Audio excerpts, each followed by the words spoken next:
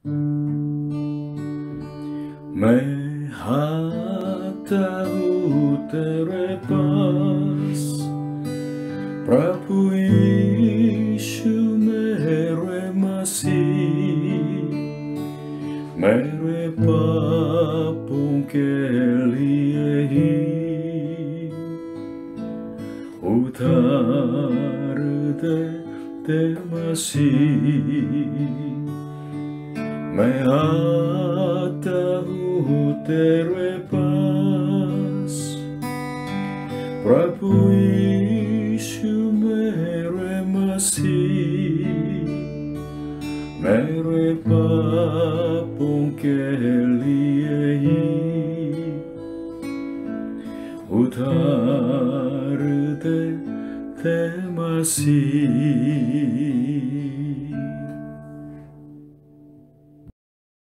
Hallelujah. प्रभु यीशु मसीह आप सबको आशीष दे। ओ heli एक लेखक का नाम है जिसकी क्रिसमस की कहानी में छोटी सी उपन्यास में इस तरह एक जो कपल के बारे में लिखा हुआ है। पति का नाम जिम और पत्नी का नाम डेला है। ये दोनों क्रिसमस पे तो एक दूसरे के लिए गिफ्ट देना चाहते थे, लेकिन उनके पास पैसा नहीं था। डेला के पास बहुत सुंदर ब्राउन कलर का जो बाल है और पति के पास एक जो सोने की जो वॉच है, ये जो उसके जो दादाजी के द्वारा उसको मिला था। पत्नी अपने पति को गिफ्ट देने के लिए अपने बाल कटवाया और पति के वॉच के लिए एक जो चेन खरीद लिया है सोने का। और पति ने उस जो सोने के जो वॉच को बेच के अपनी पत्नी के लिए बहुत कीमती तो कंघी का सेट खरीद लिया। जब ये दोनों एक दूसरे के लिए गिफ्ट देना चाहते थे, लेकिन धक्का सा लगा। पत्नी का सिर तो गंजा हो गया। तो पति ने उसको सांत्वना दी और पति ने कहा कि थोड़ी देर बाद उसके बाल तो भरेगा और हम क्रिसमस पार्टी करेंगे। इस तरह उपहार एक दूसरे के लिए तो दिलचस्पी दिखाते हैं, प्यार दिखाते हैं और बलिदान भी दिखाते हैं। जो उपहार देते हैं, जो उपहार लेते हैं, उन दोनों के लिए सच में आनंद बढ़ता है और उनके संबंध को अर्थपूर्ण बना देते हैं। परमेश्वर भी मानव जाति के लिए इस तरह उपहार देने वाला है। कैसा उपहार दिया है? अगर ये पूछे तो अनेक है, अनगिनत है। वास्तव में परमेश्वर के जो दिए हुए जो उपहार ये गिनती से बाहर है, लेकिन उन उपहारों में से सबसे उत्तम उपहार है वो क्या है? परमेश्वर का पुत्र है। परमेश्वर इसी उपहार को देने के लिए हजारों साल पहले उन्होंने योजना की थी। बाइबल का जो यहोवा परमेश्वर वाचा का परमेश्वर है। संसार के लोग क्रिसमस पे तो शराब पीते हैं, पाप करते हैं और क्रिसमस का अर्थ को तो मिटाना चाहते हैं या भूल जाना चाहते हैं। लेकिन क्रिसमस पे हमेशा हमें याद करना है कि परमेश्वर ने जो वाचा 6000 साल पहले किया था उसको वास्तव में पूरा किया है। परमेश्वर विश्वास योग्य है और अपने वाचा को पूरा करने वाला सर्वशक्तिमान परमेश्वर है। इसलिए जैसे उसने 6000 साल पहले जो वाचा को पूरा किया क्रिसमस पर और अपने एकलौते बेटे को हमारे लिए दे दिया, वैसे ही परमेश्वर भविष्य के लिए जो वाचा है उसको भी पूरा करने वाले हैं।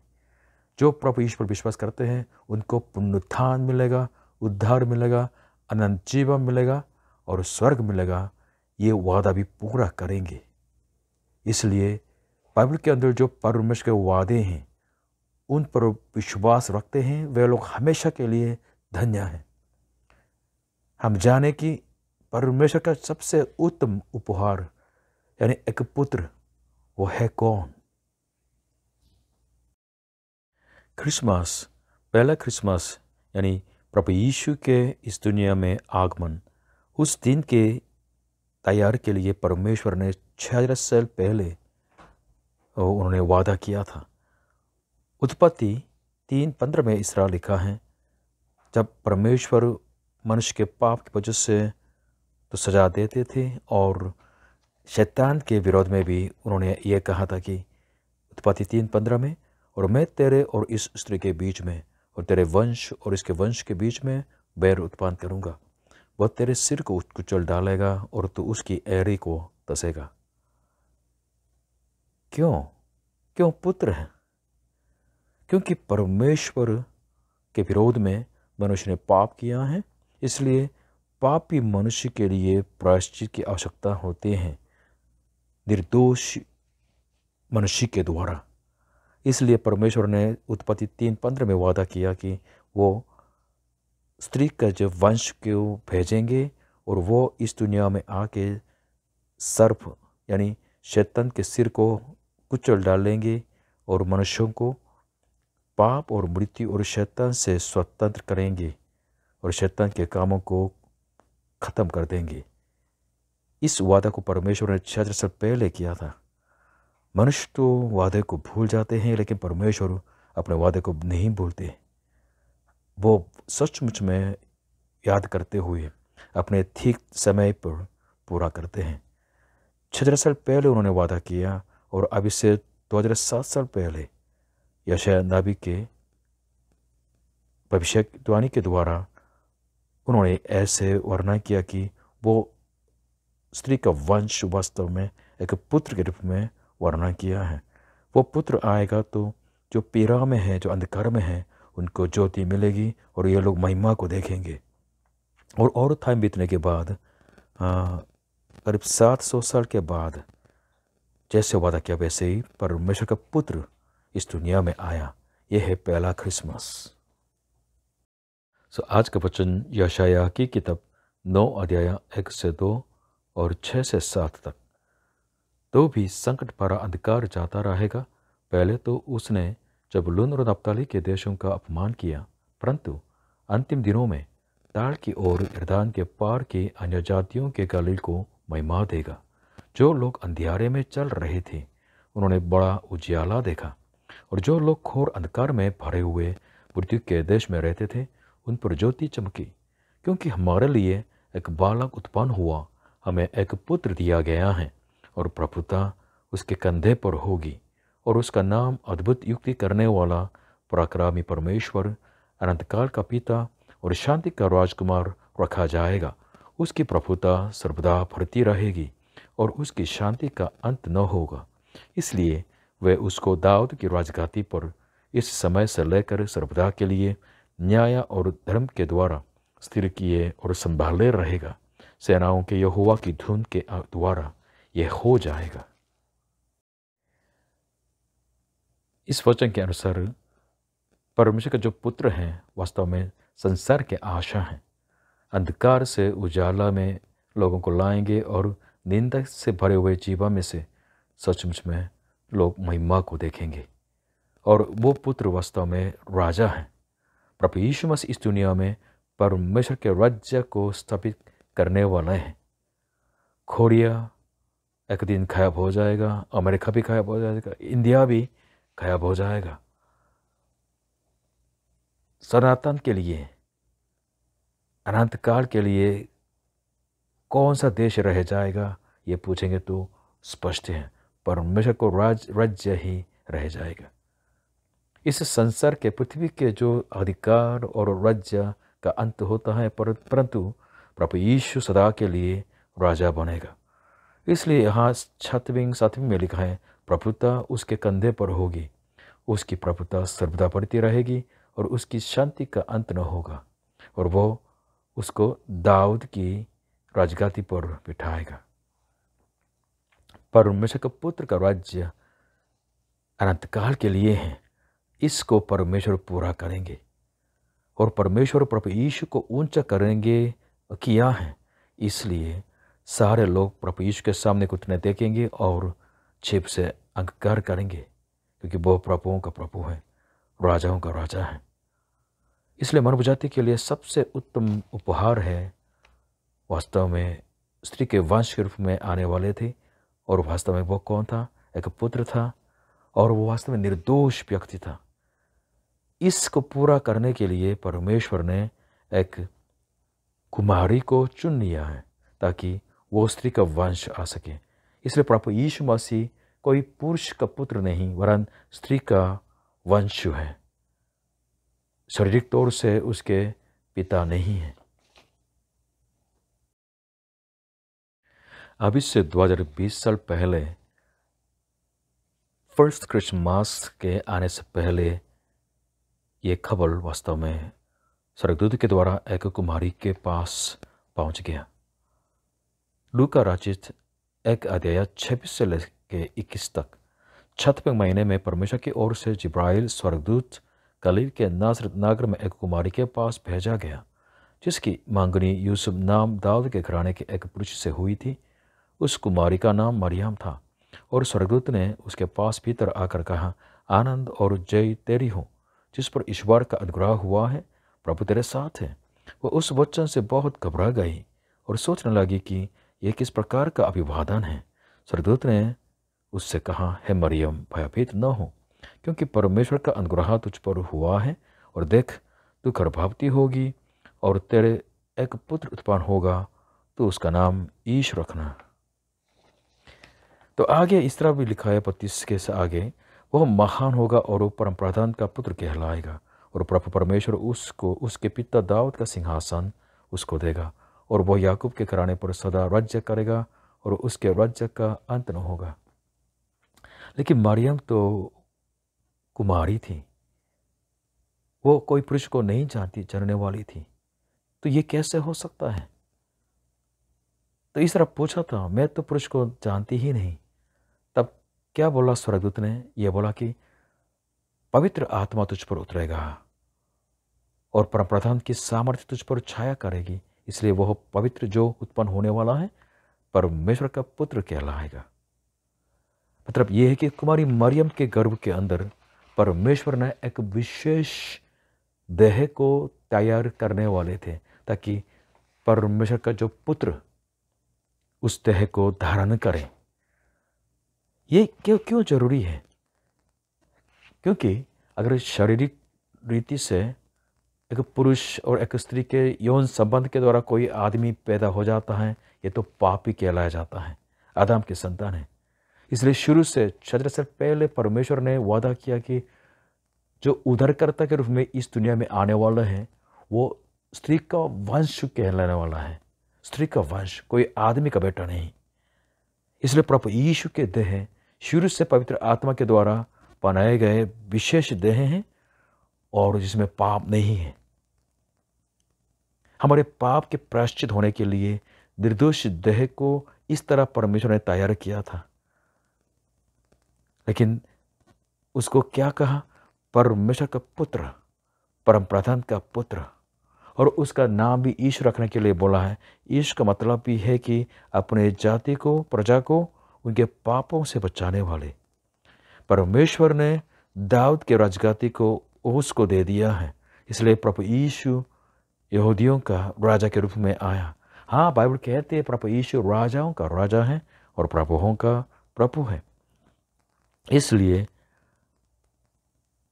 ये जो लूका के जो 1 अध्याय 32-33 में इस तरह लिखा है कि वह महान होगा और परम प्रधान का पुत्र कहलाएगा और प्रभु परमेश्वर उसके पिता दाऊद का सिंहासन उसको देगा और वह याकूब के घराने पर सदा राज्य करेगा और उसके राज्य का अंत न होगा।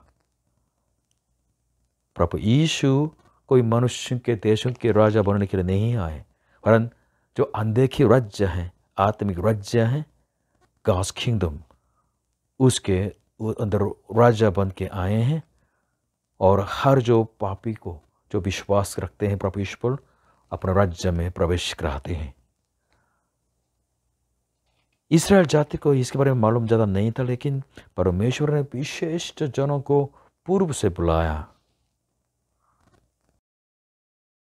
बाइबल के अंदर पहले क्रिसमस के बारे में एक जो कहानी हम सुनेंगे, मत्ती रचित सुसमाचार 2 अध्याय 1 से लेके 4 और 10 से लेके 12 तक। हेरोदेस राजा के दिनों में जब यहूदिया के बैतलहम में यीशु का जन्म हुआ, तो देखो पूर्व से कोई ज्योतिष यरूशलेम में आकर पूछने लगे कि यहूदियों का राजा जिसका जन्म हुआ है कहाँ है, क्योंकि हमने पूर्व में उसका तारा देखा है और उसको प्रणाम करने आए हैं। यह सुनकर हेरोदेस राजा और उसके साथ सारा यरूशलेम घबरा गया और उसने लोगों के सब महायाजकों और शास्त्रियों को इकट्ठे करके उनसे पूछा कि मसीहा का जन्म कहाँ होना चाहिए। और 9वीं से लेकर 12वीं तक वे राजा की बात सुनकर चले गए और देखो, जो तारा उन्होंने पूर्व में देखा था वह उनके आगे आगे चला और जहाँ बालक था उस जगह के ऊपर पहुंचकर ठहर गया। उस तारे को देखकर वे अति आनंदित हुए और उस घर में पहुंचकर उस बालक को उसकी माता मरियम के साथ देखा और मुख के बाल गिरकर उससे प्रणाम किया और अपना अपना थैला खोलकर उससे सोना और लहूबान और गंधरास की भेंट चढ़ाई और स्वप्न में यह चितौनी पाकर कि हेरोदेस के पास फिर न जाना, वे दूसरे मार्ग से होकर अपने देश को चले गए। परमेश्वर अपनी इच्छा से लोगों को बुलाते हैं। यहूदी लोगों को पता नहीं था, लेकिन पूर्व के जो ज्योतिष लोग वास्तव में यहूदी लोग नहीं थे, लेकिन उनको परमेश्वर ने बुलाया और यहूदियों का राजा का जन्म के बारे में खबर दिलाया। जब इन्होंने कहा कि यहूदियों का राजा कहाँ है जिसका जन्म हुआ है, तो इस वचन को, इस खबर को सुन के तो इसराइल के जो राजा और याजक लोग और प्रजा लोगों को धक्का सा लगा है। क्यों परमेश्वर ने ऐसे पूर्व से जो कई ज्योतिषियों को पहले बता दिया था? ये वास्तव उनकी अपनी इच्छा है। परमेश्वर जो चाहते उनको बुलाते हैं। जैसे उन्होंने पूर्व के ज्योतिषियों को बुलाया है, इस तरह परमेश्वर आपको भी, मुझको भी अपने चरणों में बुलाया है। ये याद रखें कि परमेश्वर ने आपको अपनी कलीसिया में बुलाया ताकि आपको खबर मिल जाए, सुसमाचार मिल जाए, प्रभु यीशु के बारे में सच में सच्चाई को आप जान जाएं। प्रभु यीशु मसीह है कौन? वो यहूदियों का राजा है और परमेश्वर के प्रजा का राजा है और प्रभुओं का प्रभु है। सारे संसार पर राज्य करने वाला प्रभु यीशु मसीह है। उसके राज्य का अंत नहीं है, उसके शांति का अंत भी नहीं है। प्रभु यीशु मसीह पाप क्षमा देने वाला, शांति देने वाला और उद्धार देने वाला है। प्रभु यीशु मसीह के द्वारा ही मानव जाति उद्धार पा सकेंगे। इसलिए प्रभु यीशु न केवल यहूदी लोगों के वरन सारे अन्य जातियों के प्रणाम के योग्य परमेश्वर हैं। जैसे 11वीं में इस तरह लिखा है, वे लोग मुख के बल गिरकर उसे प्रणाम किया और उसे सोना और लोहबान और गंधरास की भेंट भी चढ़ाई। 3 चीज़ों को इस तरह चढ़ाया था। सोने का मतलब है प्रभु यीशु राजा है और लोहबान का मतलब है प्रभु यीशु वास्तव में परमेश्वर है और गंधरास के मतलब है प्रभु यीशु की मौत होने वाली है, वास्तव में प्रायश्चित के रूप में अपने लोगों के लिए उनकी मौत होने वाली थी। इसके चिन्ह के रूप में उन्होंने सोना और गंधरास और लोहबान दिया है। इसलिए क्रिसमस वास्तव में आपके राजा के को धन्यवाद करने का दिन है। राजाओं का राजा प्रभु यीशु मसीह की प्रशंसा करने का दिन है। प्रभु यीशु राजा होके आए, लेकिन उन्होंने अपनी जान दे दी हमारे लिए। हालेलुया। प्रभु यीशु मसीह के जन्म के बाद अभी 2000 साल और 20 साल से ज़्यादा बीत गए हैं। तो अभी क्या स्थिति है, क्या होने वाले हैं, क्या हो रहे हैं? मरकुस रचित समाचार 16 अध्याय 15 से 16 और 19 से 20 को आप पहले सुनिएगा। और उसने प्रभु यीशु जी ने उनसे यानी अपने चेलों से कहा, तुम सारे जगत में जाकर सारी सृष्टि के लोगों को सुसमाचार प्रचार करो। जो विश्वास करे और बपतिस्मा ले उसी का उद्धार होगा, परंतु जो विश्वास न करेगा वह दोषी ठहराया जाएगा। निदान प्रभु यीशु उनसे बातें करने के बाद स्वर्ग पर उठा लिया गया और परमेश्वर की दाहिनी ओर बैठ गया। और उन्होंने निकलकर हर जगह प्रचार किया और प्रभु उनके साथ काम करता रहा और उन चिन्हों के द्वारा जो साथ साथ होते थे वचन को दृढ़ करता रहा। आमीन। प्रभु यीशु के आने के बाद 2000 साल से ज़्यादा बीत गया है। अभी इस दुनिया में प्रभु यीशु के चेलों की जो संख्या है पूरे जनसंख्या के करीब 31.4% के करीब है। मतलब 217 करोड़ के करीब लोग प्रभु यीशु को जानते हैं, विश्वास करते हैं। तो हर देश में प्रभु यीशु के सुसमाचार फैल गया है और अधिक से जातियों में तो फैल गया है, ज़्यादा जाति नहीं रह गई हैं। इसका मतलब क्या है? इसका मतलब ये है कि इस जगत का अंत ज़्यादा दूर नहीं है। जगत का अंत का जो अंतिम चिन्ह क्या होता है, वो ये होता है कि सुसमाचार कितना तक फैल गया है। प्रभु यीशु के बारे में अधिक से लोगों ने सुना है और लोग जानते हैं। इसलिए परमेश्वर का न्याय का दिन और उनका उद्धार का दिन ज़्यादा दूर नहीं है। अगर आपने अभी तक प्रभु यीशु पर विश्वास नहीं किया है तो जानिए, प्रभु यीशु मसीह ही मार्ग, सत्य और जीवन है। प्रभु यीशु मसीह के बिना आप परमेश्वर का दर्शन नहीं पा सकते हैं, ये बाइबल कहती है।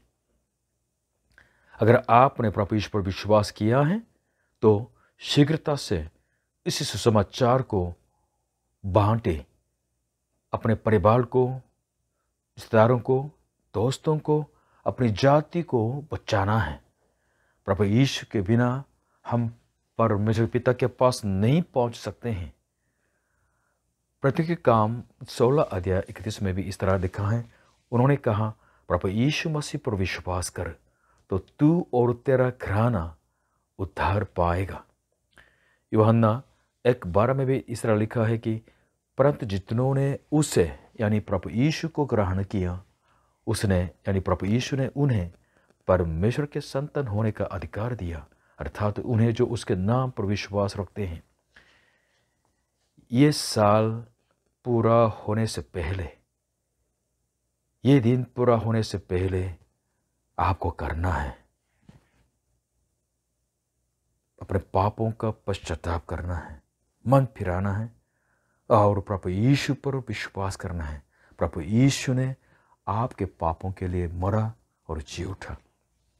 प्रभु यीशु मसीह को मेरे मुक्तिदाता, मेरे प्रभु, मेरे परमेश्वर के रूप में आप विश्वास करेंगे, आप उद्धार पाएंगे।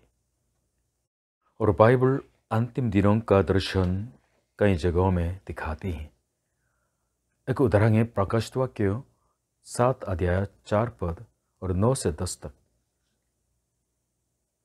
प्रभु यीशु के आने के बाद तो क्या होने वाला है, यह है कि और जिन पर मोहर दी गई, मैंने उनकी गिनती सुनी कि इस्राएल की संतानों के सब गोत्रों में से 1,44,000 पर मोहर दी गई। इसके बाद मैंने दृष्टि की और देखो, हर एक जाति और कुल और लोग और भाषा में से एक ऐसी बड़ी भीड़ जिसे कोई गिन नहीं सकता था, श्वेत वस्त्र पहने और अपने हाथों में खजूर की डालियां लिए हुए सिंहासन के सामने और मेमने के सामने खड़ी है और बड़े शब्द से पुकार कर कहती है कि उद्धार के लिए हमारे परमेश्वर का जो सिंहासन पर बैठा है और मेमने का जय जयकार हो। इस्राएल जाति में से 1,44,000 को जो बचाते हैं, मतलब क्या है, परमेश्वर अपनी जाति को, अपनी प्रजा को तो पूरा उद्धार करते हैं। और न केवल यहाँ तक, परमेश्वर अन्य जातियों को भी उद्धार करने वाले हैं। वास्तव में कोरियन हो, इंडियन हो, हम परमेश्वर की प्रजा नहीं थी, लेकिन परमेश्वर ने हमें भी प्रजा बनाई है और हमें दया नहीं मिला था, लेकिन हमें दया मिली है। प्रभु यीशु पर विश्वास करने से हमें दया मिली है परमेश्वर की और हम परमेश्वर की प्रजा बन चुके हैं। इसलिए 9 पद में इस तरह लिखा है कि हर एक जाति और कुल और लोग और भाषा में से एक ऐसी बड़ी भीड़, मतलब अयोग्य इंसान को परमेश्वर ने बचाया और अपनी प्रजा बनाई, अपनी संतान बना दी है। इस जगत के अंतिम दिन यानी न्याय के दिन अब कहाँ होंगी? ये मेरी प्रार्थना है कि आप भी प्रभु यीशु पर विश्वास करके हमारे साथ परमेश्वर के उद्धार पाए हुए प्रजा में से तो एक बन जाएं। नहीं तो आप अंतिम दिन में, जगत के न्याय के दिन में तो छाती पीटेंगे और पछताएंगे, रो पड़ेंगे और ये दर्दनाक दिन होगा। अंतिम दिन में स्वर्ग में उधर पाए हुए जातियों के साथ परमेश्वर और उसके पुत्र की प्रशंसा करना, यह हमारी दिशा होना चाहिए। जैसे वे गाते वैसे हम भी गाएं उद्धार के लिए हमारे परमेश्वर का जो सिंहासन पर बैठा है, और मेमने का जय जयकार हो। मेमने का मतलब है प्रभु यीशु मसीह का। आज के वचन के 6वें पद पर हम विशेष ध्यान दें। इंग्लिश में लिखा है कि For to us a child is born, to us a son is given, and the government will be on his shoulders, and he will be called Wonderful Counselor, Mighty God, Everlasting Father, Prince of Peace। Hindi में, क्योंकि हमारे लिए एक बालक उत्पन्न हुआ, हमें एक पुत्र दिया गया है, और प्रभुता उसके कंधे पर होगी, और उसका नाम अद्भुत युक्ति करने वाला, पराक्रमी परमेश्वर, अनंतकाल का पिता और शांति का राजकुमार रखा जाएगा। एक पुत्र के उत्पन्न होने के बारे में बताते हैं, लेकिन उसका नाम बहुत अनेक तरीक़ा के हैं, और ये विशेष व्यक्ति है, उसके नाम से पता चल जाता है। पहला नाम क्या है? वो अद्भुत युक्ति करने वाला, वंडरफुल काउंसलर कहलाया जाएगा। मतलब क्या है? प्रभु यीशु मसीह परमेश्वर की बुद्धि है। प्रभु यीशु मसीह उद्धार के बुद्धि का स्रोत है। प्रभु यीशु को जानना उससे और उत्तम तो क्या नहीं है। इसलिए पौलुस प्रेरित उसने निश्चय किया है कि मैं जिंदगी भर सिर्फ प्रभु यीशु ही को जानूंगा। बाकी चीज़ों को, वो बहुत ज्ञानी था, लेकिन बाकी चीज़ों को सब कोरा समझ लिया था। प्रभु यीशु को जानिए। प्रभु यीशु को जानना ये ज्ञान है, और ये सत्य बुद्धि है, और ये शांति है। और उस बालक का नाम क्या है? पराक्रमी परमेश्वर, माइटी गॉड। प्रभु यीशु मसीह जो पैदा हो गया, मनुष्य बन के पैदा हो गया, लेकिन वास्तव में उसका स्वभाव है परमेश्वर, पराक्रमी परमेश्वर। इसलिए जो प्रभु यीशु में है वो सुरक्षित है, क्योंकि प्रभु यीशु जी ने पाप का और मृत्यु का विजय लिया है, शैतान के कामों को कुचल दिया है। प्रभु यीशु मसीह ने विजय पाली है, शैतान से विजय पाली है। इसलिए प्रभु यीशु मसीह पर जो विश्वास करते हैं वो निडर होकर रह सकते हैं। मेरे अंदर दुष्ट आत्मा से डर था, लेकिन प्रभु यीशु पर विश्वास करके ये डर चला गया। हालेलुया। प्रभु यीशु के नाम से हम शैतान का विरोध बन जा सकते हैं, शैतान तो भाग जाएगा। हालेलुया। और उसका नाम है अनंतकाल का पिता, मतलब एवरलास्टिंग फादर। क्या मतलब रहता है? एक बालक उत्पन्न होने वाला है, लेकिन उसका नाम अनंतकाल का पिता। अब इस वचन को तो सुनेंगे तो अब समझने लगेंगे।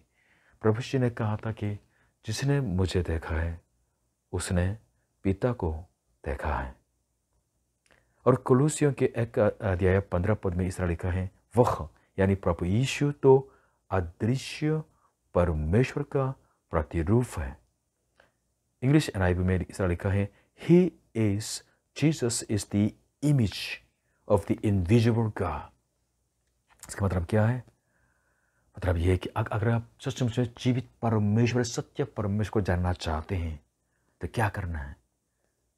मूर्ति पूजा करें या अनेक देवताओं को बुलाएं? नहीं, पर प्रभु यीशु मसीह ही को जानें। अगर आप प्रभु यीशु मसीह ही को जानेंगे, जितना प्रभु यीशु को जानेंगे उतना आप सचमुच में सत्य परमेश्वर के गुण को, उनकी इच्छा को, उनके कामों को जानेंगे। प्रभु यीशु ने क्या कहा? जिसने मुझे देखा है उसने पिता को देखा है। अगर आप प्रभु यीशु को जानेंगे तो जीवित परमेश्वर के साथ संगति में, उनके जीवन में, उनके प्रेम में, उनके शांति में प्रवेश करेंगे। और चौथा नाम क्या है? शांति का राजकुमार रखा जाएगा, प्रिंस ऑफ पीस। मानव जाति के लिए कौन शांति देता है? अगर ये पूछते हैं तो बाइबल कहते हैं प्रभु यीशु मसीह ही है। शांति को प्राप्त करने के लिए पहले कुछ समस्या का समाधान होना चाहिए। वो क्या है? पाप की समस्या का समाधान होना चाहिए, मृत्यु की समाधान होना चाहिए, और परमेश्वर और मनुष्य के बीच में, पापी मनुष्य के बीच में जो शत्रुता है वो संबंध भी ठीक होना चाहिए। कैसे मेल मिलाप हो जाए? सिर्फ प्रभु यीशु मसीह ही पापों के, मृत्यु के और ये शत्रुता की जो समस्या का समाधान कर सकते हैं। और ये परमेश्वर की इच्छा भी है। कुलुस्सियों की 1:19 में इस तरह लिखा है, क्योंकि पिता की प्रसन्नता इसी में है कि उसमें यानी यीशु में सारी परिपूर्णता वास करे और उसके क्रूस पर बहे हुए लहू के द्वारा मेल मिलाप करके सब वस्तुओं का उसी के द्वारा से अपने साथ मेल कर ले, चाहे वे पृथ्वी पर की हो चाहे स्वर्ग में की। हाँ, परमेश्वर हमसे मेल मिलाप करना चाहता है, लेकिन कैसे? प्रभु यीशु के लहू के द्वारा। इसलिए जो प्रभु यीशु पर विश्वास करते हैं, जो प्रभु यीशु के बहे हुए लहू पर विश्वास करते हैं, तो परमेश्वर से मेल मिलाप हो जाते हैं और शांति पाते हैं, पाप क्षमा पाते हैं और मृत्यु का सामना कर सकते हैं, मृत्यु से भी विजय पाते हैं। क्या आप सचमुच में प्यारे परमेश्वर से मिलना चाहते हैं? क्या आप सचमुच में ऐसे परमेश्वर से मिलना चाहते हैं जो आपके पापों की वजह से क्रोधित न हो? तो क्या करना है? प्रभु यीशु मसीह पर यानी परमेश्वर के मेमने पर, जो आपके पापों के प्रायश्चित है, जिन्होंने आपके लिए अपने निर्दोष लहू बहाया, उस पर विश्वास करें।